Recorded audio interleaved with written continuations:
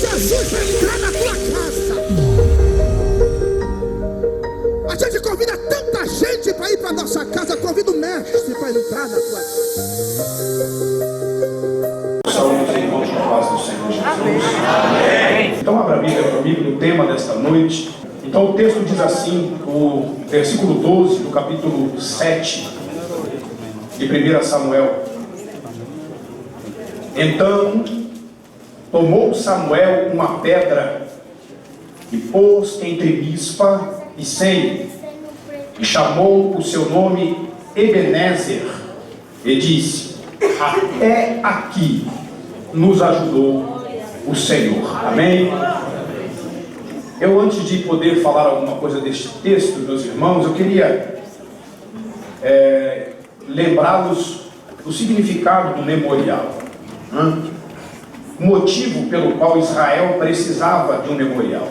Nesse texto, nós vemos a história do povo de Israel sendo praticamente massacrado pelos filisteus, porque haviam perdido a presença de Deus, haviam perdido a memória. É muito ruim, irmãos, não termos memória. É muito ruim não lembrar das coisas de Deus. Israel tinha um problema sério de memória. Israel, ele esquecia, o povo esquecia muito fácil de Deus. E nesta época, não obstante a isso, Israel havia esquecido de Deus. E tanto é verdade que nós lemos o texto e percebemos que a arca da aliança é levada, o sacerdote morre, os filhos do sacerdote também morrem. É uma desgraça, está estampada no território de Israel, mas o menino que havia crescido, Samuel, estava no meio do povo. E Samuel, meus irmãos, estava ali para conduzir o povo de volta à memória, de volta a Deus. Porém, tem um detalhe aqui importante nessa questão do memorial, que me chama a atenção, é que Deus, meus irmãos, ele não dá nenhum retorno, nenhuma resposta antes que o povo clame. O povo precisou clamar primeiro. Precisou primeiro entender que precisava de Deus. Foram para a guerra, perderam a batalha, voltavam humilhados. Todas as vezes que o povo ia à peleja, eles voltavam humilhados, porque Deus já não era com eles. A mão de Deus já não os conduzia, a arca não estava mais com Israel. A presença de Deus já não era mais com eles. Então eles passavam vergonha, sofriam, muitos morriam no meio da guerra, voltavam humilhados. E iam guerrear de novo, acontecia a mesma coisa. Até que, num determinado momento, o próprio povo entende, está faltando alguma coisa. E Deus, ele é paciente, irmão. Deus era paciente, ele espera que o povo possa entender, que o povo possa refletir acerca da importância da presença de Deus na vida do crente, na vida da igreja, na vida da família. Deus, ele tem que estar presente. O povo clama para Samuel: Samuel, ora a Deus, Samuel, ora a Deus por nós, pede a Deus que nos dê algum retorno, alguma resposta.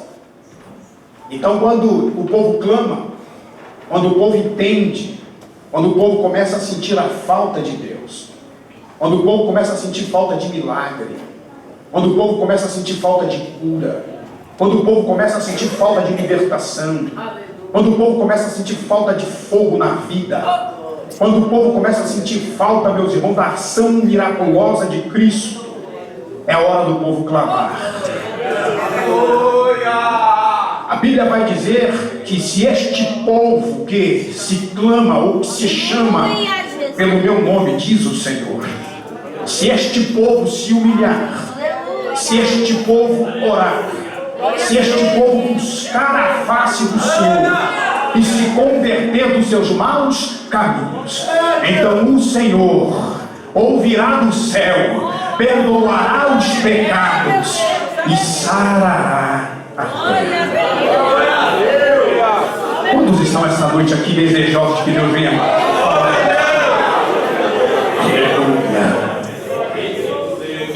Aquele povo precisava sentir a ausência de Deus, e quando eles sentiram a ausência de Deus, eles clamam e pedem a Samuel. Samuel vai orar, pega um cevado novo, faz o sacrifício e oferece a Deus um holocausto.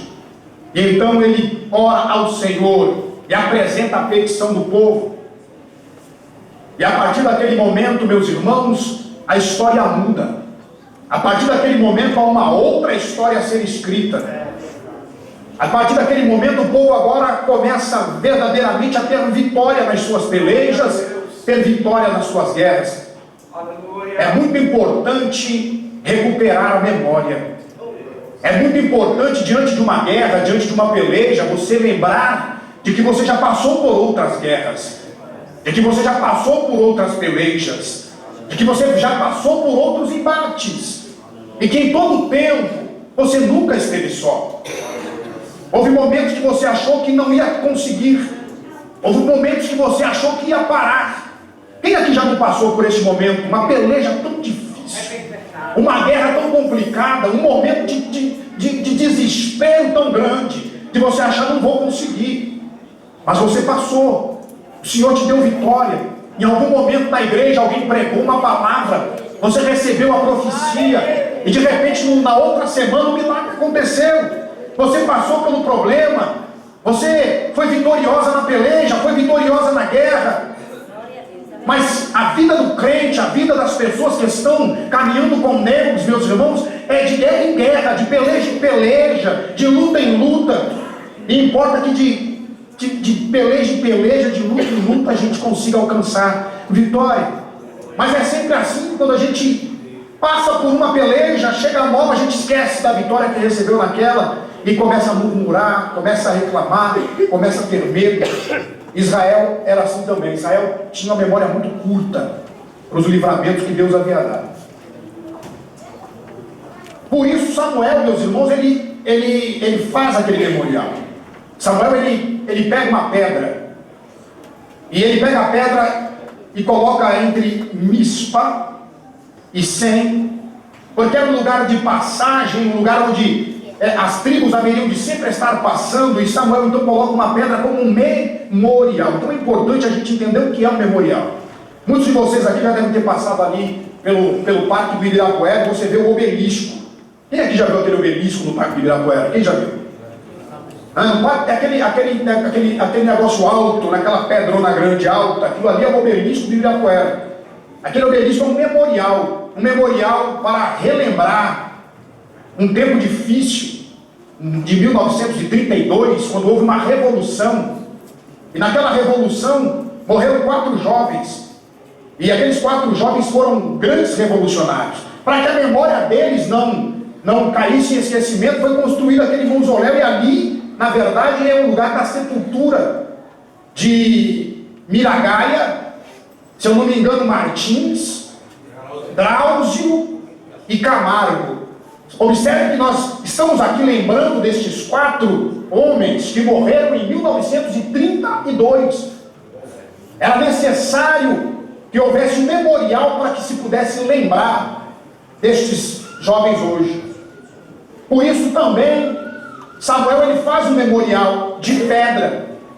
E a pedra, meus irmãos, neste contexto tem uma importância muito grande. E por que pedra? Por que ele fez um memorial de pedra e não de pau ou de ferro? Primeiro porque pedra era um material geograficamente abundante. Pedra tinha em todo lugar. Eu não sei se os irmãos se lembram, mas o próprio Jacó, quando esteve em Betel, ele dormiu, e ali em Betel ele teve um sonho. Ele disse que enquanto dormia, ele sonhou que uma escada que vinha do chão até o céu, essa escada fazia menção de uma comunicação entre a terra e o céu, e os anjos de Deus subiam por essa escada e desciam por essa escada. Então ele pega aquela pedra onde ele fez de travesseiro, e ele deita azeite sobre aquela pedra e consagra como um memorial ao Senhor, dizendo: este lugar não é outro lugar senão a casa de Deus. Primeira importância do memorial ser de pedra, porque é abundante. O que significa isso, pastor Maurício? Significa que a presença de Deus sempre é abundante. A presença de Deus sempre está com o seu povo. Glória a Deus.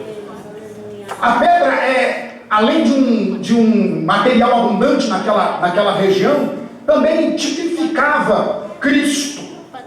E por tipificar Cristo, meus irmãos, esta pedra, ela sempre é abundante na vida do crente. A pedra sempre está conosco. Aonde o crente vai, a pedra está com ele. Aonde o crente para, a pedra para junto. Aonde o crente chega, tem uma pedra junto.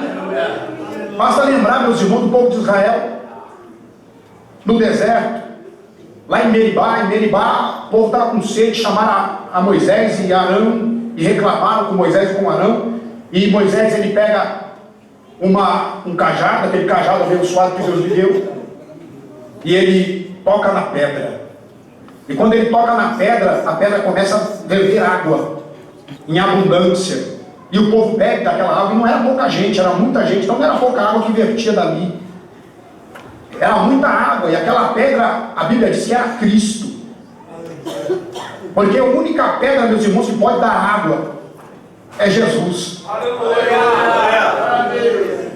Este memorial tem uma importância extraordinária, porque ele é mais do que simplesmente um ornamento, mais do que simplesmente uma pedra qualquer. Ele foi importante para o povo de Israel, e ele é muito importante para a igreja. E a importância desta pedra para a igreja é porque, mesmo Samuel não sabendo, mesmo Samuel inconscientemente, sem saber o que estava fazendo, profetiza. E quando ele diz que aquele lugar, aquela pedra, se chamaria Ebenezer, e diria que até aqui nos ajudou o Senhor, ele estava apontando para a igreja. Ele estava apontando para um tempo de hoje. Ele estava apontando para um tempo que ele mesmo não conhecia, ele mesmo não entendia. E se você procurar um pouquinho, eu acredito que você já tenha lido o Salmo de número 118, e de versículo número 22, ele vai dizer que a pedra que os construtores rejeitaram, aquela pedra que os construtores rejeitaram, ela veio a se tornar a principal pedra da esquina. Sabe o que ele estava querendo dizer? O salmista estava querendo dizer que aquele a quem os judeus haviam rejeitado, que haveriam de rejeitar, aquele a quem os judeus não valorizaria, seria a pedra angular, seria a base do cristianismo, seria a base de um povo que haveria de vir para ser salvo, para ser unido a Cristo. Esta base, esta pedra é Cristo. E quando o Senhor ele diz a Pedro: Pedro, quem tu dizes que eu sou? Pedro diz: tu és o Filho de Deus. Aí ele diz: Pedro, não foi a carne que te revelou isso, não foi o homem que te trouxe essa revelação, mas foi o Espírito Santo, Pedro.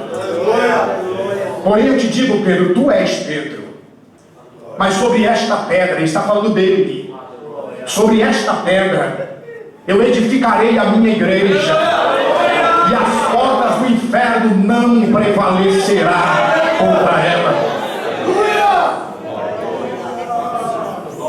Como igreja de Deus, meus irmãos, nós temos a certeza da vitória, porque o Senhor, a Ebenezer de Deus, é o nosso ajudador.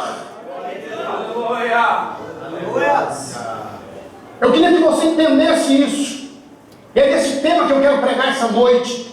O Senhor é o nosso ajudador. Você pode repetir comigo, só para você memorizar, para você infiltrar na tua alma este tema essa noite. No 13 eu quero que você repita: o Senhor é o nosso ajudador. Vamos lá? 1, 2, 3. O Senhor é o nosso ajudador. Mais uma vez para ficar forte. O Senhor é o nosso ajudador. Ele é a Ebenezer que Deus enviou a igreja.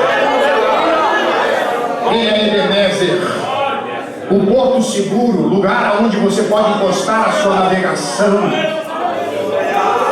O Senhor é o nosso ajudador. Toda a história de Israel, meus irmãos, vai falar de que Deus ele ajudava Israel. Em todo o tempo Deus ajuda Israel. Desde o tempo de Jacó, desde o tempo de José. José, meus irmãos, é levado ao Egito, porque Deus ajuda Israel. Lá no Egito, José se torna governador, porque Deus ajuda Israel. Passa-se os anos de fome, e Deus está ajudando a Israel. José morre e Deus ainda está ajudando Israel. Lá na terra de Gozém, Israel está abastecido, está bem, até que surge um novo faraó. Quando surge um novo faraó, aquela geração que vem após José, 400 anos ali, está sendo escravizada. E só se tornaram escravos porque esqueceram que tinha um Deus vivo. A geração que cria em Deus havia morrido. A geração de José morreu. Já não havia mais ninguém que se lembrasse do Deus vivo. Passaram-se os anos e o povo esquece. Não há mais um memorial para que o povo se lembre de Deus. E o povo ali é escravizado. O povo está no Egito debaixo da chibata de Faraó. Interessante a gente entender, meus irmãos, que quando o povo está escravizado, o povo se esquece de como era o tempo de liberdade.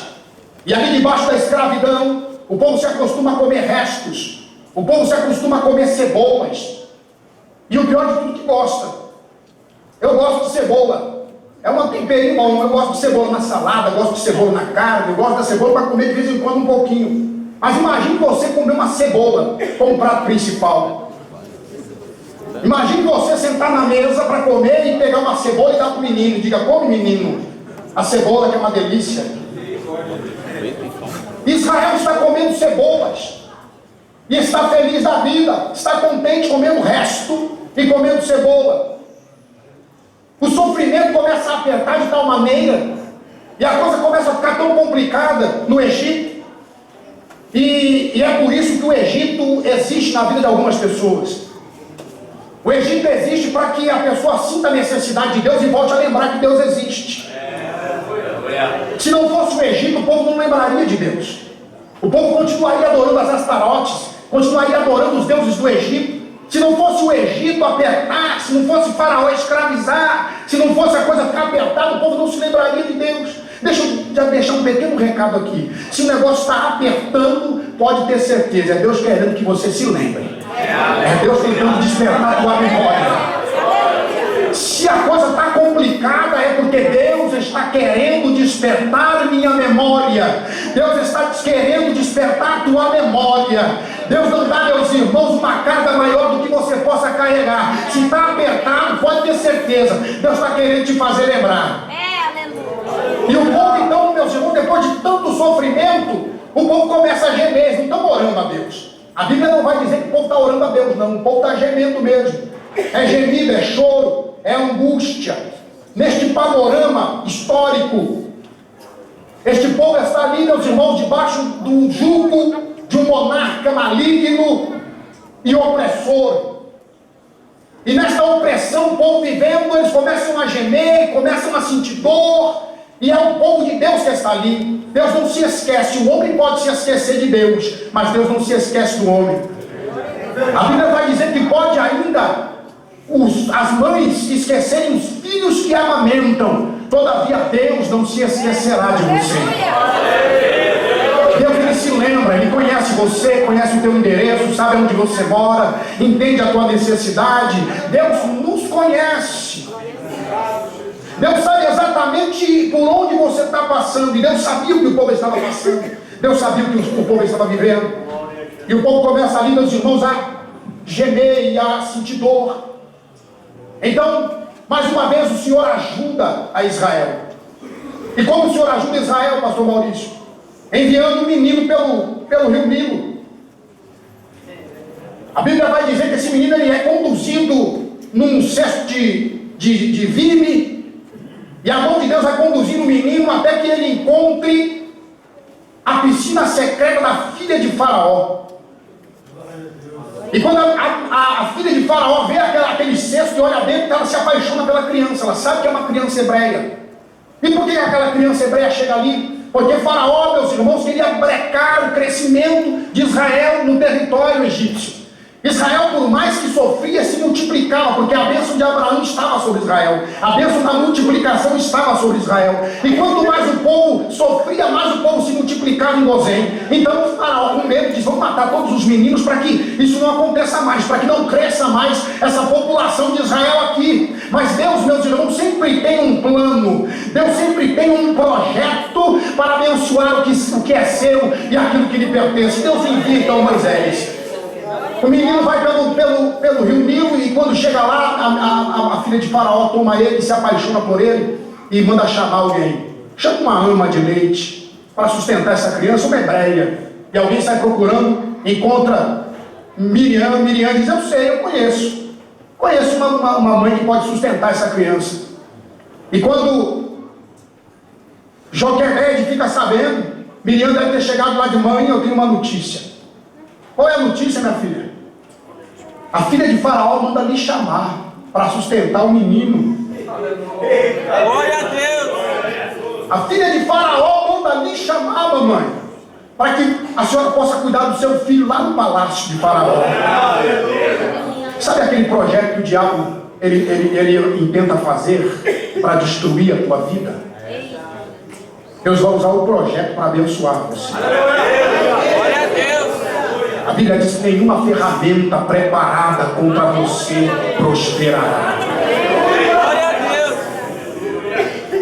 Joquebede vai, cuida da criança, a criança cresce, é educada, ensinada, e Deus está ajudando Israel. A criança é ensinada a se locomover no deserto, é ensinada a geografia do deserto, é ensinada a astronomia, é ensinada as ciências, é ensinada a matemática. A criança cresce instruída dentro do palácio de Faraó. Deus está ajudando Israel.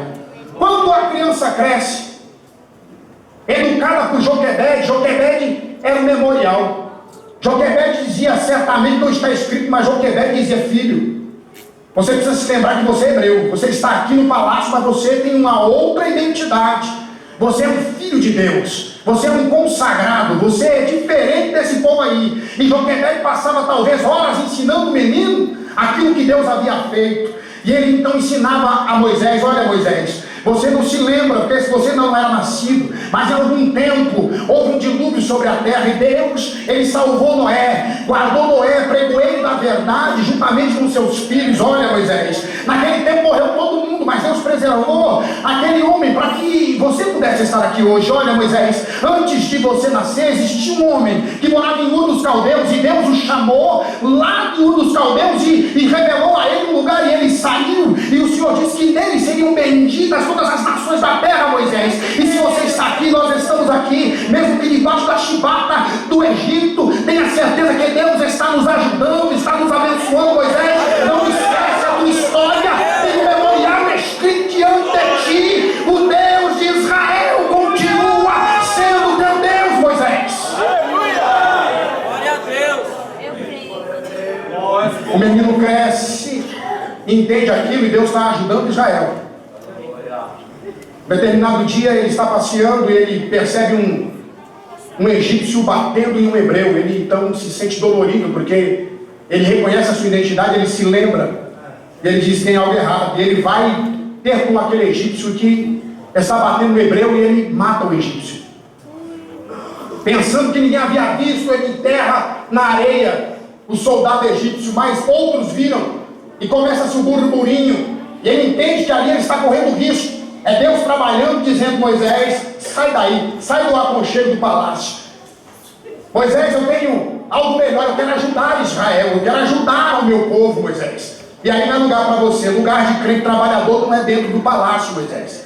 Lugar de crente produtivo é em outro lugar, é no deserto. Lá eu quero ensinar, lá eu quero mostrar para você, ô Moisés, o que eu tenho para revelar. Lá eu tenho coisas grandes com você. Meus irmãos, Moisés ele foge para o deserto para escapar por sua vida, mas mal sabia ele que ele estava na direção de Deus. Deus estava guardando ele. Deus já tinha preparado uma mulher que havia de ficar junto à fonte onde Moisés chegaria.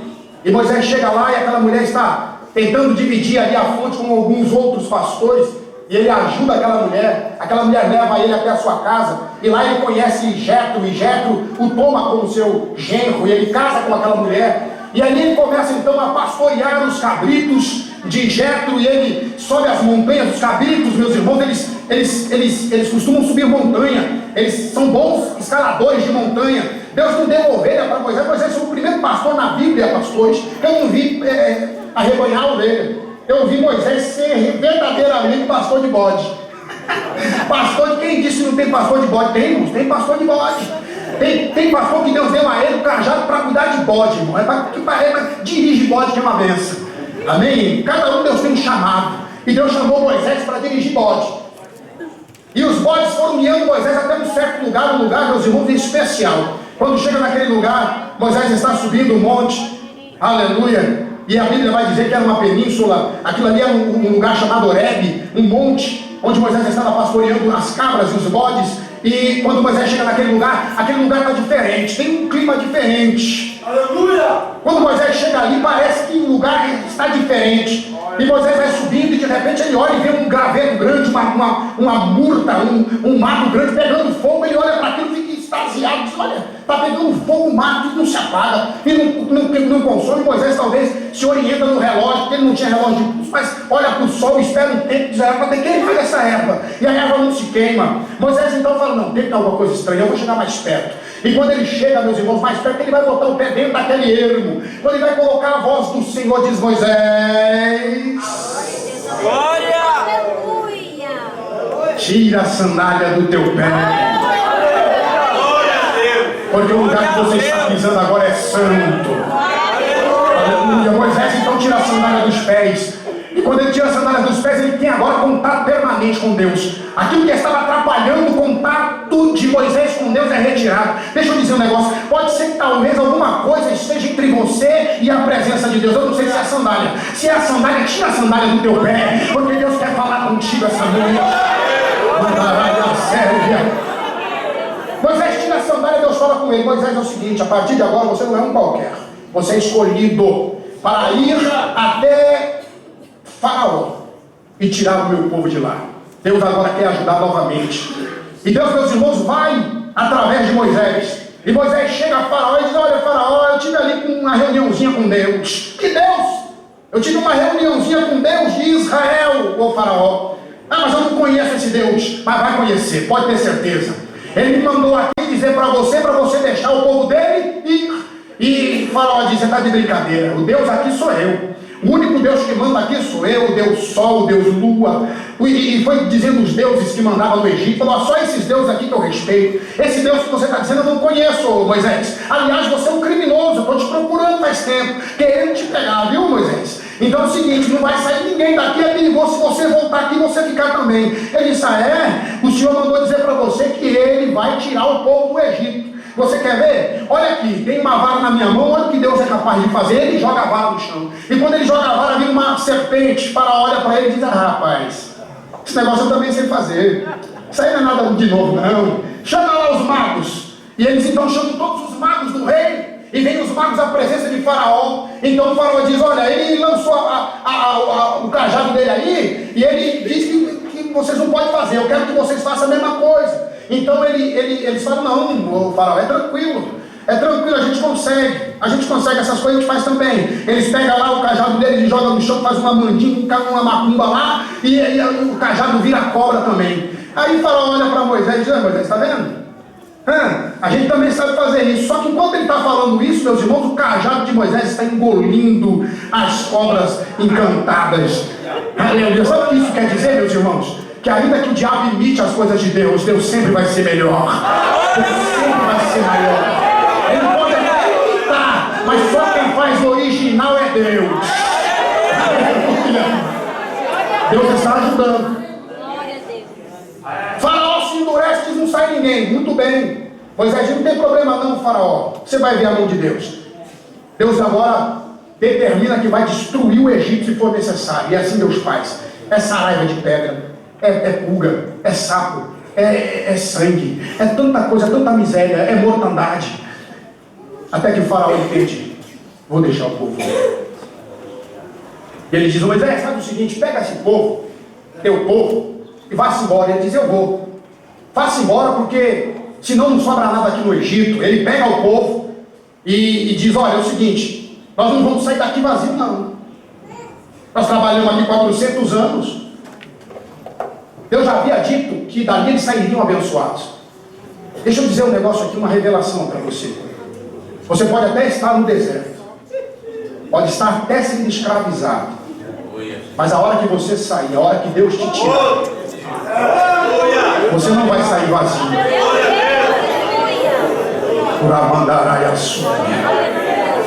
O que eu quero falar aqui para você é profético. Eu vou terminar essa mensagem porque eu não tenho tempo para continuar, mas o que eu quero dizer para você é profético. Está escrito o momento em que o Senhor vai tirar você dessa escravidão.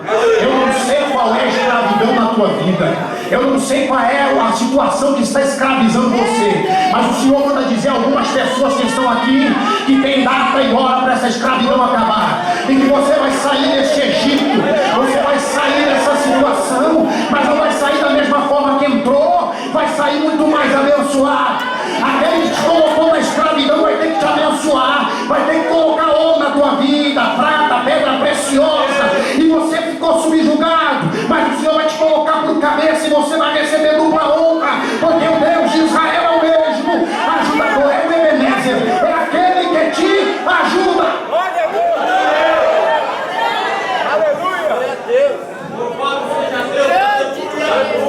É importante destacar, meus irmãos, que a ajuda de Deus correu bastante aqui. É importante destacar que a ajuda de Deus ela se dá em 3 etapas para Israel. São 3 etapas em que a ajuda de Deus se dá a Israel. A primeira etapa, meus irmãos, é a etapa da libertação. Diga comigo, libertação. Era necessário libertar o povo de Faraó. Deus, meus irmãos, conduz o povo à liberdade através do deserto. Se você for ler o livro de Gênesis, capítulo 6, pode abrir, por favor, a Bíblia. O livro de Gênesis, do capítulo de número 6. Aleluia. Desculpa, no livro de Êxodo, capítulo de número 6. E o versículo também de número 6.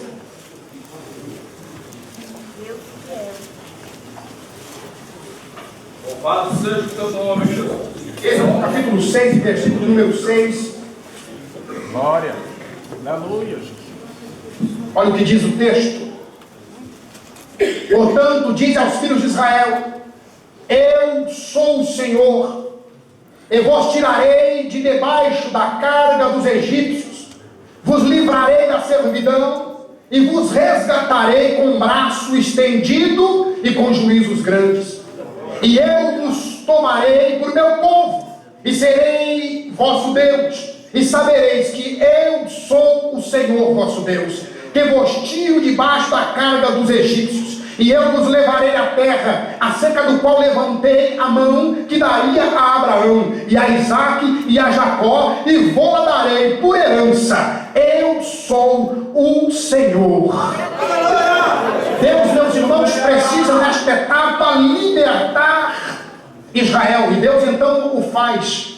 Deus liberta Israel, mas tem uma segunda etapa. Nessa segunda etapa Deus precisa purificar Israel. Diga comigo, Deus precisa purificar seu povo.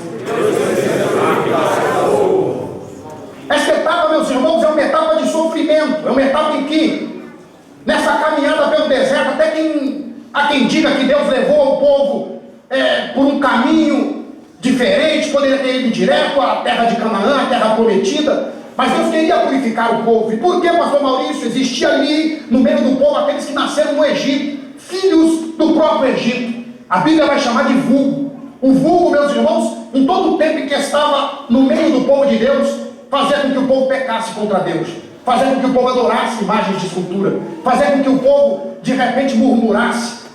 O vulgo, ele atrapalhava o povo de Deus. Era necessário purificar, era necessário limpar Israel.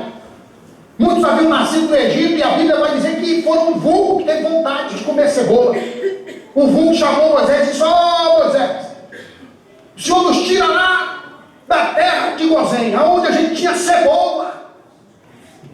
Nós comíamos cebola para vir morrer de fome aqui no deserto. Olha só como o vulgo é terrível. Deus precisava purificar o povo. E para purificar, meus irmãos, Deus começa a rodar com o povo ali no deserto. A nuvem vai acompanhando o povo de dia, de noite uma coluna de fogo. E o Senhor vai guiando o povo pelo deserto, vai guiando o povo pelo deserto. E aquele povo murmurador, aquele vulgo que está no meio do deserto, meus irmãos, eles morrem durante os 40 anos, e o próprio Deus profetiza acerca disso, dizendo: não vai entrar nenhum de vocês na terra prometida, nenhum vai entrar lá. Sabe por quê, meus irmãos? Terra prometida não é lugar de vulgo. Terra prometida não é lugar, meus irmãos, de crente mais ou menos. Terra prometida não é lugar de crente que tem vontade de comer cebola. Terra prometida é lugar de crente que quer comer o melhor da terra, que Deus tem prometido. Terra prometida é lugar onde vai entrar aqueles que são lavados, remidos pelo sangue do Cordeiro. Lá não vai entrar pecado, lá não vai entrar murmurador, lá não vai entrar aqueles que não obedecem, não. Lá na terra que o Senhor tem preparado para nós, só vai entrar aqueles que são obedientes, aqueles que amam a palavra, aqueles que se desviam do mal, aqueles que não murmuram, aqueles que entendem que o Senhor é dono de todas as coisas, aqueles que sabem que ainda que estão passando por tribulação, por um momento de escassez, por um momento de dificuldade, eles fazem a oração de Abacuque: ainda que a figueira não floresça e que os campos não produzam mantimento, ainda que nos currais não haja vaca, ainda que o fruto da oliveira minta, todavia eu adorarei Deus da minha salvação. Aleluia! Aleluia!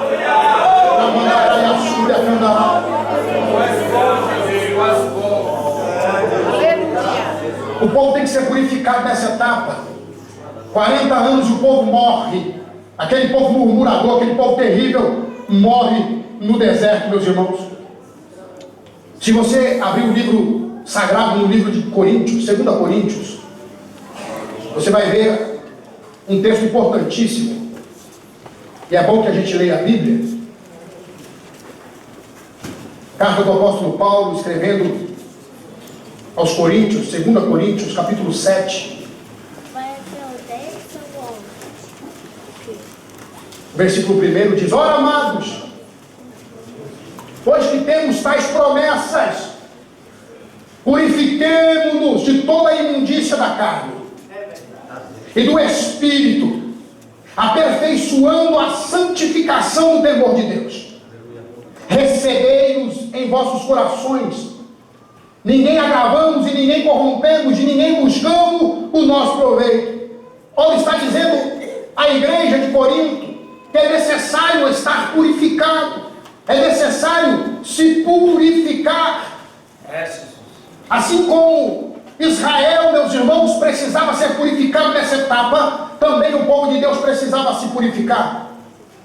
Era necessário que houvesse purificação. A terceira etapa, meus irmãos, é a etapa da exaltação. Diga comigo: exaltação. Exaltação. Depois de passar, meus irmãos, por uma libertação, depois de passar por uma purificação, Deus agora vai exaltar Israel. Deuteronômio, capítulo 28. Eita, Deus tremendo, aleluia. Glória a Deus.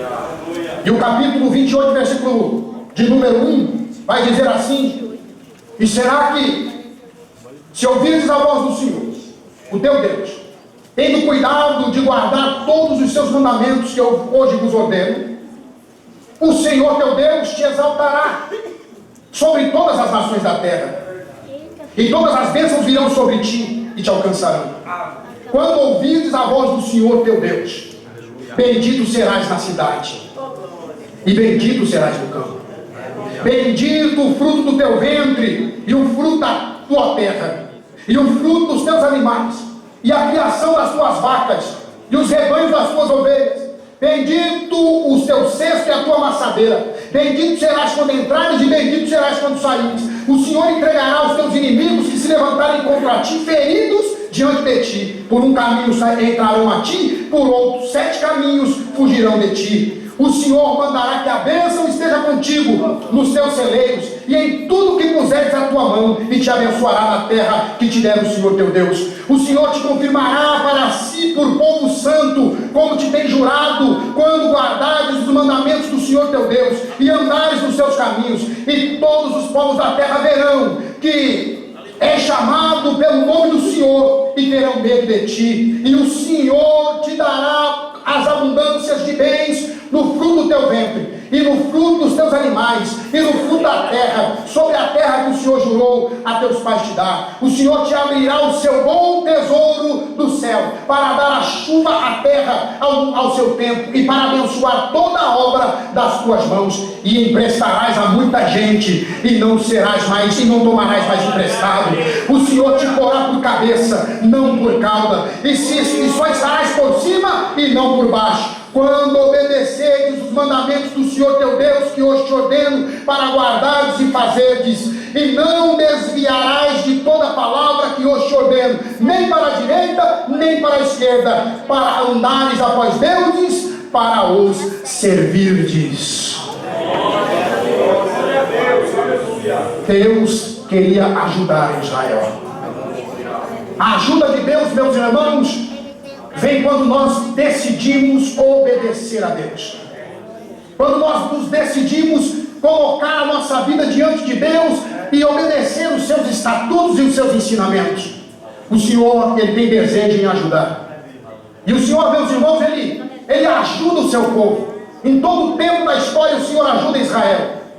Até chegar, meus irmãos, a Samuel. Em todo o tempo, nós vemos Deus ajudando o povo. Nós vemos Deus estendendo a mão. Nós vemos Deus socorrendo o povo. O desejo de Deus é colocar o crente em cima e não embaixo. O desejo do crente, de Deus, é abençoar a vida do crente, colocá-lo por cabeça e não por cauda. O desejo de Deus é que você deixe de pedir emprestado e passe a emprestar. O desejo de Deus é que a sua sementeira venha a ser frutífera. O desejo de Deus é que o fruto da tua maçadeira venha a render. O desejo de Deus é que você seja próspero, que você seja abençoado, que os teus filhos sejam abençoados, que a tua geração seja abençoada. O desejo de Deus é que você realmente seja ajudado por Ele. Cuida da tua cabeça, por favor. Eu quero que você entenda essa noite que a Ebenezer de Deus continua ao nosso lado, que a Ebenezer de Deus continua ao teu lado. Que ainda que você esteja passando por desertos, que ainda que você esteja com sede, a água de Meribá está correndo. Há uma fonte que está jorrando para a tua vida. Ainda que as circunstâncias estejam difíceis, que você tenha caído, tropeçado, não desista, porque Deus, Ele ainda é o nosso ajudador. O título de pedra de ajuda não saiu da vida de Deus. Deus ainda é a Ebenezer da igreja. Deus ainda é a tua Ebenezer. E eu não sei qual situação, qual circunstância que você está vivendo, em que circunstância você chegou aqui essa noite.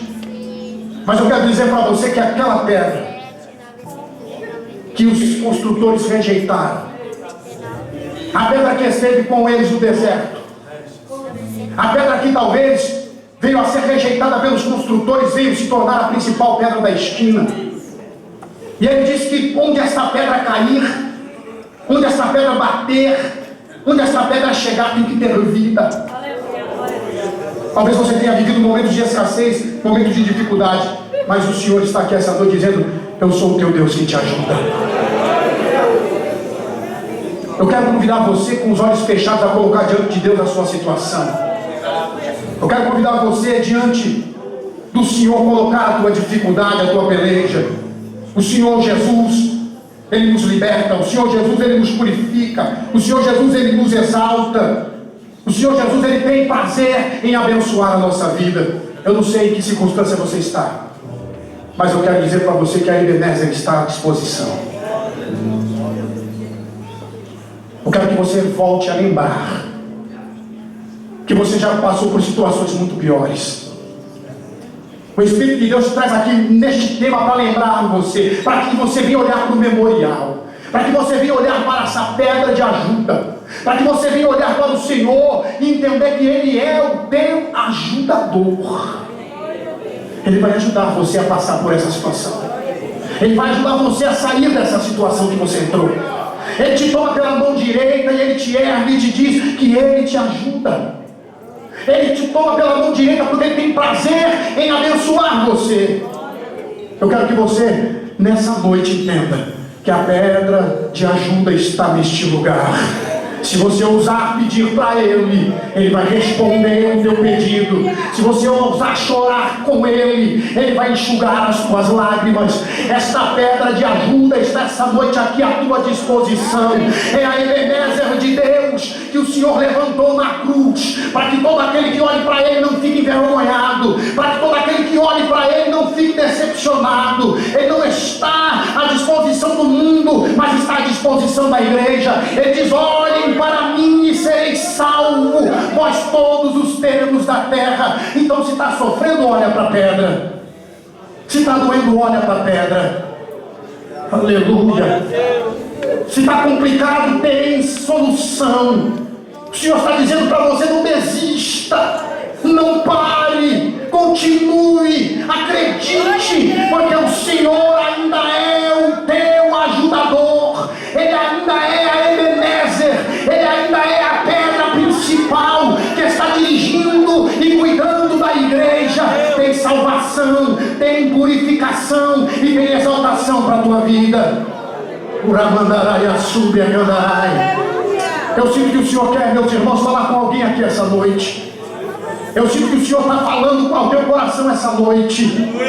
Você entrou aqui talvez desistindo, entrou aqui talvez magoado, chateado, achando que não vai dar, que não vai conseguir. A pedra de ajuda está neste lugar, dizendo que toma você pela mão e te ajuda a caminhar. Não pare, não te espante, não te atemorize. O Senhor está contigo. O Senhor está contigo. O Senhor está contigo, meu irmão. O Senhor está contigo, moço. O Senhor está contigo, moça. O Senhor está contigo, varão. Você vai conseguir mais um dia, vai conseguir mais uma noite, vai conseguir mais um passo, vai conseguir mais um pouco, vai continuar andando. Você dá um passo, a pedra dá outro. Você dá mais um passo, a pedra dá outro. Você dá mais um passo, a pedra dá outro. O Senhor está contigo, te ajudando nessa tua caminhada. Não pare, não te espante, porque o Senhor ainda é o nosso ajudador. Oh, aleluia. Quantos creem nesta palavra? O Senhor é o teu ajudador. Que Deus te abençoe. Tome posse desta mensagem, desta palavra, e que a mão de Deus te guie nesta jornada, em nome de Jesus.